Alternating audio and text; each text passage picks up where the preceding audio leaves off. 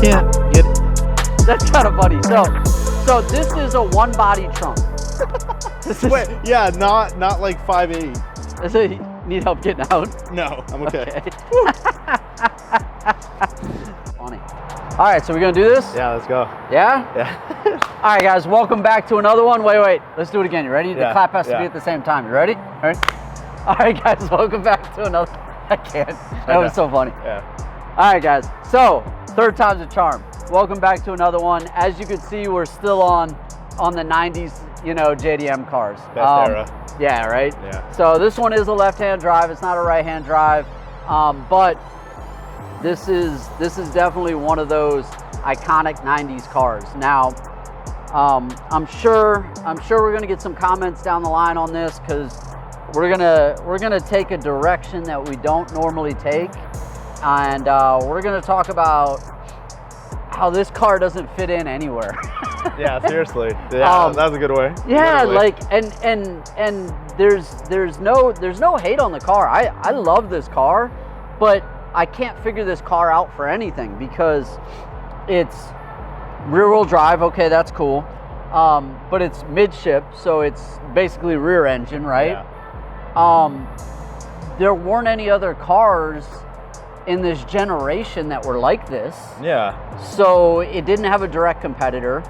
Its price range was above kind of like the entry level, like I don't know, cars. 90s cars, the CRX, the Civic, the Miatas, like all of those. But then it also offered an NA and a turbo. Yeah. So now you put it in the turbo, it makes more power, it costs more, of course. Correct, but yeah. but then who's its direct competitor? Yeah. It's really weird for that. We were joking and laughing about it, but it for some reason, I don't know why the 90s cars love to have one color. It's a beautiful blue exterior with all blue interior. Dash, everything's blue. Carpet, the floor mats are even blue. There's like no everything, contrast. Like everything's blue. That's hilarious. So I have no idea why they decided to do that in the 90s. But what we have here, if you guys couldn't tell because we're kind of blocking it, is what year? 91. Toyota MR2 Turbo. So that's always good. It's pretty fun for what it is. I've never really got to experience this. And I don't know, I've never, like, when I was thinking 90s JDM, I never thought MR2. I was like Hondas, Miatas, Nissans. So it's like, this never once got in my head. Like, I don't know. It was never... Well, for a Toyota car, you always think of the Celica first. Yeah, the Celica or on the a Supra. lower end. Yeah. And then the Supra on the higher end. So if you're thinking about a turbo car, most of the time you think of the Supra first, of course. If you really are into 90s classic cars, you would think of like a GT4 Celica. Yeah. So you think of like the all-track that they like had. Late 80s almost. Yeah, so they, all-road, or what is it? Yeah, all-track. all-road. Yeah, the all-track, yeah. So, turbo, 4 cylinders. And then you also had 300ZX Nissan Turbo. But the 300ZX is like, almost 10K more, when it came out. But of course you could get that in the NA or the turbo, and rear-wheel drive. Yep. But that was a bigger, more powerful car. Yep. So this one had a little less horsepower, smaller engine. Yep. Rear midship engine, MR. So almost like a Lotus Elise. Yeah, or what was the other one? The Lotus Elan? Well, the Elan, but the Elan was a front-wheel drive, but but in the same, it looked category. about the same. It was a little two-door. You guys, comment, what car was its direct competitor? Like, what did Toyota put this out for against? Yeah, like who was it like, oh no, we're gonna beat this in the market? Because you had you had an S2000. Yeah. Okay, so if we're in the Honda side, you have an S2000, but that's front motor. Yeah. Front engine, rear wheel drive, 2-seater. So pretty close to this.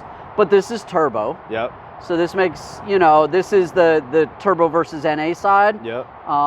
Do you know what this made factory? I don't. We could look it up. Yeah, we can look it up. So you figure the Honda made what, 240? Yep. Okay, so 240. You figure this is probably in that range. It was under the higher horsepower vehicles. So all the JDM higher horsepowers were under that 300, that 276 range. Yeah, 285. Yeah, that 280 range. That little gentleman deal. Yeah, so it was under that. But yeah, as a I feel like it never got really loved. It never got a spotlight. No, this is one of those cars that I think had a higher price tag. Yep. Didn't really fit in the market anywhere. So like, it's like, who went and bought this car? Like, yeah, who did this appeal towards? What market? And it's like, I feel like when you own one, you meet fellow owners, but it's a labor of love to work on this. There's no space. I put the stock exhaust back on for this guy, drop subframe. Alignment now, and I was like, and then one thing we'll get into once we move towards the engine, if anyone owns any of his subscribers that know about these, that have a turbo model, you'll know the hose from hell. So where the manifold and the turbo mounts, there's a small, like this big of a turbo line that joins two coolant hard lines. And if it leaks, it's called the hose from hell. It's this big, you can't get to it really. You gotta drop the engine. You gotta drop the engine out. You gotta drop the engine out. And it's like, that's a whole other thing. Yeah. So there's the hose from hell. That's what they call it. That's funny. But so what's interesting about that is a lot of the cars do have that. So my GTR is the same way. Probably has a there's this one little hose that runs in the back. It's a little coolant hose if I remember correctly, and it's like this big. Yeah, and it's in the back of the head. You can't reach it.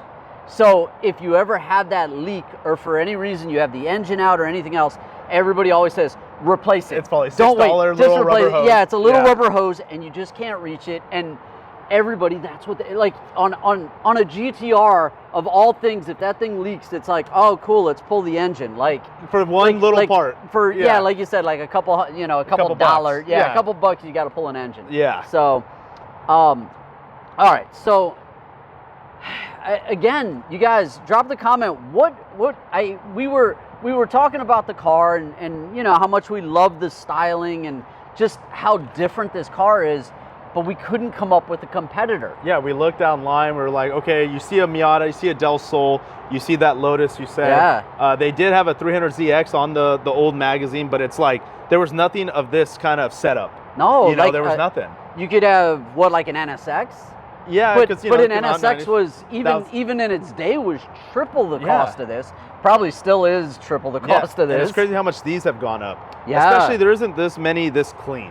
Right. It's all one color, decent, and for its age, it's aged very well. But what was there out there? Yeah, nothing. Like, unless you got Porsche money. During the 90s. But okay, so you mentioned Porsche. Yeah. Okay, Porsche is kind of the same way. Yeah. So you'd have a rear engine or midship, an MR style. You could do that in a Porsche, maybe an older Cayman. Maybe a super old, early 2000s. What was before the Cayman? The kind of base. I don't know. It's not Carrera, right? No, I don't know Porsche really. Yeah, but like maybe like a base Porsche. Super base. Yeah, like a base Porsche it would put you in. I don't know. But anyways. Yeah, Boxster. Boxster. Because these come, I think they only come in this style of hardtop. With like the T-top. Yeah, so most people what they do is get the targa. They get the stripper model, which is hardtop, slick back or whatever, and then you put the turbo motor. Because you don't have that. When I would go over like driveways or speed bumps, you hear the glass kind of. It all moves. Yes, you hear the tweaking. But that was a 300Z thing too. Yeah, that was a lot of cars. Kind of the same idea. Targa top in the Supra. Yep. You don't have the rigidity. Same thing with NSX Targa. You get that flex. There we go. That was another 90s thing. Yeah. I don't know. And also the Supra too. Yeah, like how you said, the pop-up ones. I keep thinking MK. What is it? 4? Yeah. I don't. Yeah. I don't know why. It's a weird thing that they all did. MK4. Del Sol. You got to remember Fast and the Furious, where they were, where he had to jump from the truck. And he's like, and he just pushes the top up and it goes flipping off. No one wanted slick tops after that. I want to jump through my road. I want to jump from car to car. Yeah, please don't jump from car to car. But yeah, so we're going to show you through, we'll show you the frunk, which again is like the NSX and a couple other cars. Porsche kind of. Porsche kind of thing. Yeah. The interior that's all blue. But the NSX doesn't really have a front. You have your spare wheel, radiator, and that's so it doesn't have a plastic insert like this does. That's true, it doesn't. So this you could do two things. Like you'll see a lot on the forums, the people that have these, they'll host a barbecue and they put ice in there and all their beers because that's funny. There's nothing really. Listen, the MR2 is your tailgate car. There you go. It's an MR2. There's what it caters to. That's what you buy it for. You go to the Super Bowl and you freaking stack this and you drive in with all your drinks. So engine-wise, we'll show you in the back. This one was a turbo. Yep. So this is a 3S GTE, and I think it was made by Yamaha. Oh, so interesting. There's like a saying, people say Yamaha makes the best motors because they also made what other Toyota motor? 6-cylinder, handles lots of boost. Yeah, That's true. Jay-Z. That's true. So they said the people that make those keyboards, Yeah. they know how to make an engine. So. Okay, but here's the thing. There's not a lot of the engines anymore. Yeah, correct. The engine is harder to get, harder to maintain, harder to fix now because there's less people that really know. Yeah. So what does that mean? That means if you get one of these, you're going to swap it. You're going to swap it. You're going to do the V6 or you're going to do K? So I know right off the bat, especially the NA models, a lot of them would swap the V6 Camry motor. I think it is. I think it was the Camry motor. Like a 2GR or something. I don't know. Something. But they would swap the V6 in there. They would supercharge that. Typically, they were supercharged for some reason. Really? I wonder if they ought to supercharge her more than a turbo kit.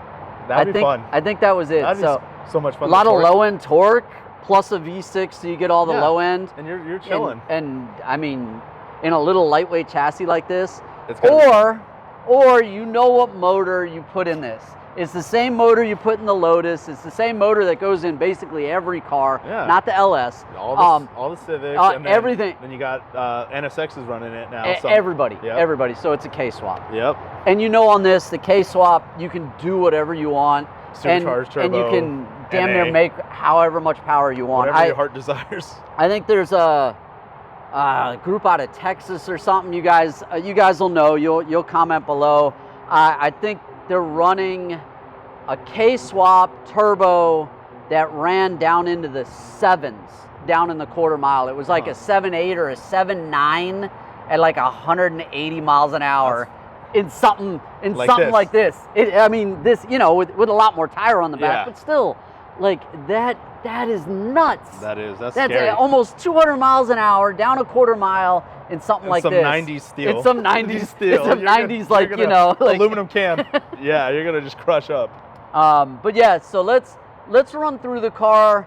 Let's talk about the engine bay and everything else. Of course, this one still has its Toyota heart. Still has its turbo. Period correct, I guess you'd say. Yeah, and it's really clean. The owner, I mean, for body, for the age that it is, it's really good. For a lot of times I've driven it around after test driving it, people give me thumbs up. You'll see their jaw drop. Yeah. You don't really see them in this condition, especially like I'll be at a red light and they're like, is it a turbo model? And then one way you kind of differentiate is like you see the fins are raised on the engine lid. Yes. If they didn't already know the glass top or the emblem and stuff like that, then they're like, whoa, that's so clean. I'm like, oh, thanks, The only thing it's missing, which I'm kind of surprised, is a lot of the turbo models that I remember through the generations, through the years of looking at them, all had this intake vent. The Tom snorkel? Yeah, all had the snorkel that would come here and come around. It was so cool. And they had one for each side technically, but they had that just because, I mean, you could still, like, we didn't even drive it that hard. We just literally drove like a couple miles. Coming out of the vents, which is kind of funny. And the cool thing that makes, like, I remember, like, a lot of people that track them, I would always ask, like, why do you run stock radiator? Think about how much fluid has to go from here. They don't have overheating stuff. Yeah. So I was like, wow, that's pretty cool, It's like, oh, I didn't think about that. There's so many hard lines that come under the drive shaft tunnel. That run the length. Yes. Yeah, that run the length. And I'm like, that makes so much sense. You don't need a bigger radiator. You just have all this fluid that goes from here all the way under. Yeah, it has time to cool. It doesn't heat up. It cools itself. And then on these, they could run an aftermarket V-mount if they wanted to. They could. You could run an aftermarket V-mount, and then if you really had to, put one of the scoops, and it would suck the air right through it, and give you the extra cooling capacity for that. But yeah, so let's run through it. Let's start looking through everything. I mean, he's got a set of works wheels on it. The interior is actually really clean. Yeah. Like, you don't see any of those like cigarette hole burns or nothing like that. It's got its wear. 90s. You know what I mean? You'd always see it right there. Had the cigarette lighter. It's so funny. It still has the cigarette lighter. You push it, and I was like, oh, it's heating up. Yeah, has the coil. Yeah, exactly. But let's show you guys inside, and we'll keep running.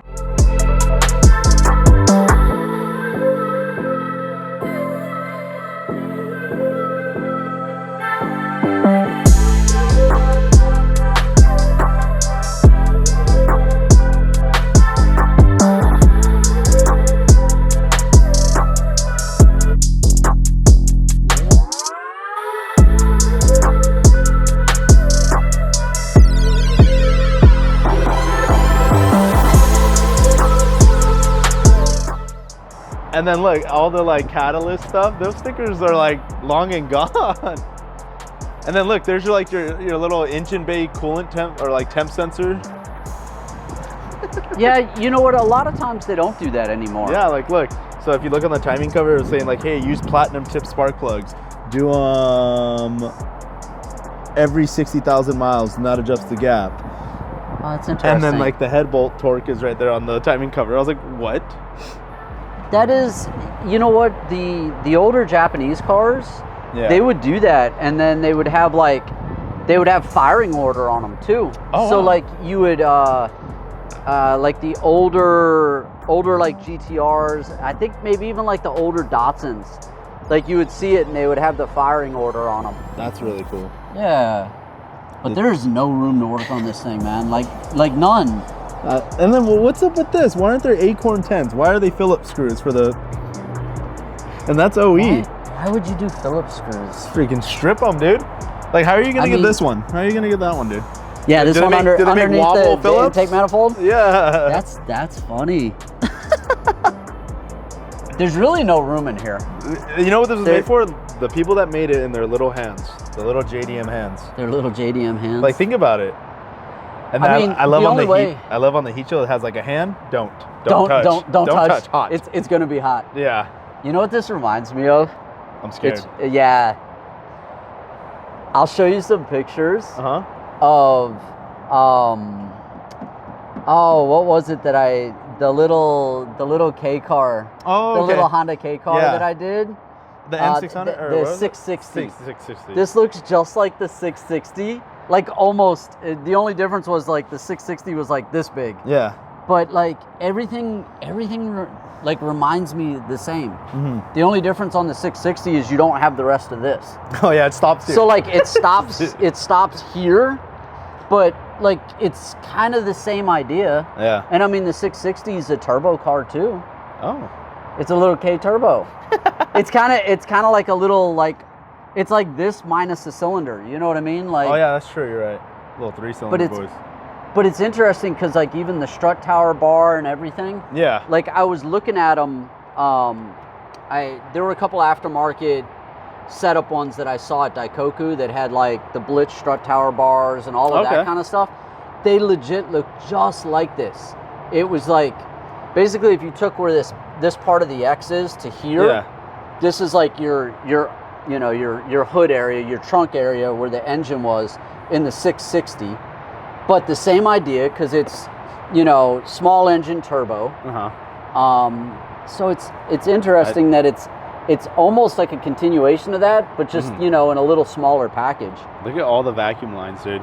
It's just like the vacuum line thing was a 90s. That's thing. what I'm saying. There's like vacuum line to like they didn't just make one hard line. Like let's just join these two. I don't know. It's like crazy. This reminds me of the CRX. Yeah. Like because there was always like a hard line and then a vacuum line, and then like the hard line and another vacuum line to another hard line. Look at that. Like why wouldn't you just make it one, a vacuum line? Who cares? Like this extra little hard line here what is it there for support? Like you don't even need it. It's so funny. Yeah. At least they have the diagram, so if you're ever to like plug this all up, it shows the vacuum hose routing. That's true. That's nice. That's true. I wish we still had that. But it's funny how everything is just jammed in back here. Yeah, they're like, all right, so we were able to fit it. Now servicing. Didn't think about that. So then this does actually kind of remind me of like a Lotus. Yeah. Or like the old Porsche Boxster, something like that, where there's really not any room. Yeah. And most of the time, the easiest way to do it, I hate to say it, is to drop the engine. Yeah. So you drop the whole subframe and everything else and just drop it out, and work on it, put it right back up in, yep. and be done with it. Call it a day. Yeah.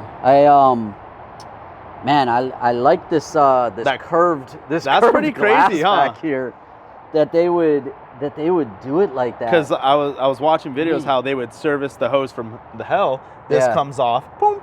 Boom. Yeah, so you have your little wings. Yeah, it almost reminds me of the Datsun, like the 240Z, how they have those little sides on the hood. And then And it took me a while to find the engine prop stand that goes right here, because you have to get it around the bar. Comes around, has its nice little nifty place. And then fingers, like, how is that supposed to work? You're just like, all right, you're like, oh, okay, cool.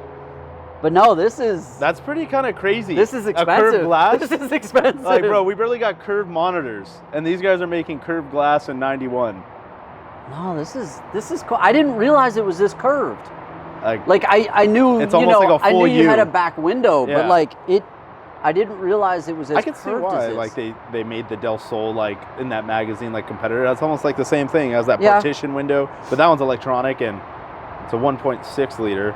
So, but I think this is a 2.2. A competitive to the NA version, maybe. Yeah, I would say a competitive to the NA, but again, it's like nothing else was midship like this. Nope. Everything else was front engine. Yep. And nothing else was midship and rear wheel drive. Either so FF or FR. So like even the Del Sol's the same, about the same size, had, kind of not the same roof, but like same a removable roof or the convertible one that would come into the back. So about the same size as this, but nothing had this rear engine rear drive. Unless I'm missing something, you guys fill us in. Yeah, you guys. Well, we're talking about the U.S. market. Yeah, sorry. So, well, like, the JDM market. Yeah. What we had here in the U.S., there definitely weren't any U.S. cars. No. Not that I can think of. Unless there's some really obscure one that I just can't think of at the moment. Yeah, I'm trying to think. I don't really think anything. So then this right here, besides this beautifully curved glass, is NSX. Yeah. This right here is NSX. Yeah. You pop up this, and then you have your trunk. It's a decent sized trunk too. So this has a 3-piece wing on it. Yep. The 3-piece is OEM, but later on. I think so. Don't quote me on it. I just know a lot of people love the Koki tail lights. The Koki tail lights definitely. I think we're an upgrade. Yep. I'm glad to see this doesn't have Supra taillights on it. Yeah, that's true. Because a lot of them did have the Supra taillight back here. It's super crazy to still see the factory radio and stuff like that. Yeah, I mean it still has the original tape deck, which is kind of funny. And I'm tripping out on these like quarter glass vents. I want to know what that feeds or lets out or what, because it also has ducting right here in the little quarter, and you can see where it goes through. Yeah. Which is kind of cool. It's so small. When I stand next to it, it reminds me of like a Pontiac Fiero. That was its competitor. Look, that's its competitor is the Fiero. So its direct competitor. Its direct competitor. We're now going to say is the Fiero. Yeah. That's so funny. But this interior gives me back. This interior gets me. It does. What is it? Just like everything. Like everything that can be. Everything blue. is blue. Like even like it looks like the tool service kit, like your emergency side road. Like everything's blue. Roof storage instructions. Like your kick panels are blue. Like the plastic for the hood release and gas tank. Why wouldn't you make these in black? Maybe it was easy at the factory. Oh, we're doing all blue cars. Get all the blue stuff out. Boom. All right, we're doing red. All red or whatever. They didn't get confused. Oh, I hope they didn't make a full red interior. Did they? I don't think so. I hope not. I mean, they could have made a two-tone, but dang, two-tone would look sick. A two-tone, yeah. So the thing is. I didn't realize the T-tops had covers. Yeah. These actually have cloth covers. Yeah. What the heck? I mean, at least it gives you options for tall guys. You can drop them out. That's so interesting. Why? I don't know. Why would you were they worried about burning your head or something? You've seen those TikToks and Instagram videos? Look at that vent. That's the... Oh, do they have the vent? Yeah. Oh, so look, this was a 90s thing. I have no idea why we still don't have this. I fully agree with you on this. That was definitely a TikTok thing, okay? Yeah. But back in the 90s, I think by the early 2000s they were already gone. Yeah. So you got your AC and your heat, okay? That's not anything weird. But I'm gonna pull you guys in and show you. There's a vent right here, like right here, okay? This vent, AC or heat, you know, whatever you need, literally blows directly to where it needs to, okay? So that, hey, that is the best invention ever. Since bottled water. I mean, how, you know, it's 100 degrees out, but you're nice and cool. Down there. I mean, yeah. Takes care of you. Okay, so wait, this had factory tape deck and CD player. That's like buying those TVs that can play VHS and DVD. That was a big option. I wouldn't know. That was, and then I bet, I wonder, I bet they had like a 5-disc option. Oh, that I remember that the you trunk, would put in the like trunk, in the Lexuses were like and they would run the cord all the way, like, That's kind of crazy. Yeah, but I mean, it's cool. It's definitely a driver's car. You could tell, like, look at that. Everything's like geared towards you. You got a little tilt. Yeah. You got a little tilt in the dash and everything. It's just all blue. Like, is it too much? Yes. It's way too much. Come on, dude. There's worse color interior. There is. What? This is above Grandma Beige? Yes, 100%. One bump. And like the old 90s Camrys that were all maroon. The Camrys and like the Accords. Mm-hmm. The Accords, they were all like this weird red maroon color. I know. Yeah, everything was red. And it was this exact same thing, but just red everywhere. This interior is really clean. That's what I'm saying. And I'm looking at the front, and it's like crazy that they made all these molds of plastic to hide all the like ugly all the extras, stuff. Like, all the you don't extra see the stuff. hard lines for the brakes. You don't see whatever this vent is or cable stuff is. Here's the harness. They could have left it just loomed in black tape, but they made a whole plastic housing and a bolt that goes to it. No, it's cool. Like, they did think about it. And okay, so one of the things that, you know, we know is this car was more expensive, right? Yeah, we know. So this car being more expensive has those extra little things in it. The little creature comforts. Yeah, it has the little creature comforts and everything else. And it does. Like, I can just imagine, like, go back late 90s, oh, my partition glass, like, that's expensive, or these broke. Yeah. Or if people didn't latch them, they flew off. I mean. You know what I mean? But the interior on this, the interior is actually really interesting. So it's cool to see that like everything's kind of turned just a little bit towards you. You know, you have the shifter has a nice feel on it. It's definitely a sports car. What's really crazy is, like, if you were to ever take off that center console, is thinking, like, how did they design it to be like, okay, you're going into first, but you're doing cables to the back. You know, yeah, like, you know, like reversed. How, like, obviously FF. Everything's engineered. Yeah, reverse. backward. You know, it's so crazy to me. But it's all blue. But it's all blue. But it's all blue. But it's all blue. But it's all blue. It's not that bad. So yes 2000 owners, you let me know how you like your Suzuka Blue, right? Yeah. Your Suzuka Blue with all blue interior, because that's a special car. That's what this is. And like the CRX was the same way. Yeah. The EFs would have been too. Yep. With the full RX-7 blue dash, FCs, with the full blue dash. FCs, the Supras, the Cressidas. Like, why wouldn't you break it up a little bit and just make the dash black or something? Like, I don't know. Half the door panels black? I don't know. I don't know. I mean, it's just easier. On my NA Miata, it's kind of funny because it's all tan. All the lower stuff's tan, right? So like the seats are tan, It'll the floor is eventually be tan. black because they just get dirty. But they did like an upper black and a tan, and then they did an upper black and a tan. Kind of like the SDK on certain door panels, red red inserts.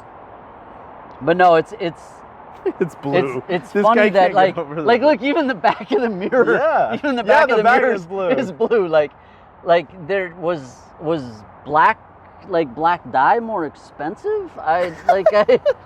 Seatbelt's blue, dude. Yeah, that's true. Look at that. Like the seatbelt fabric's blue. The shifter boot is blue. Yeah, I told you. Look at the e-brake, like skin. This, all of this is blue.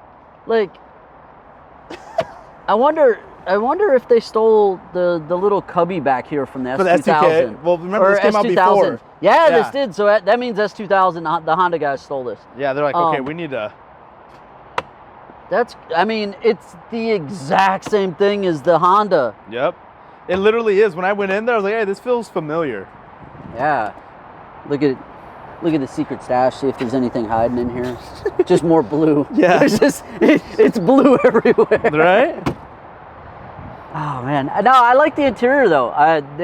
The owner of this car definitely kept all the blue, but like it's actually really good condition. The dash has its signature issue with which a lot of these cars did have a signature issue. Like, you know, in my GTR is known for cracking, and the GTR is known to have a bubble. So, you know, granted, we would be flipped on the GTR. So on the passenger side, where the dash meets like the upper part, and it has like it's concaved instead of out like this. On the GTR, it always gets a dash bubble right there. A lot of the Hondas have cracking, like my NA has cracking on the Miata, but this one has a lift.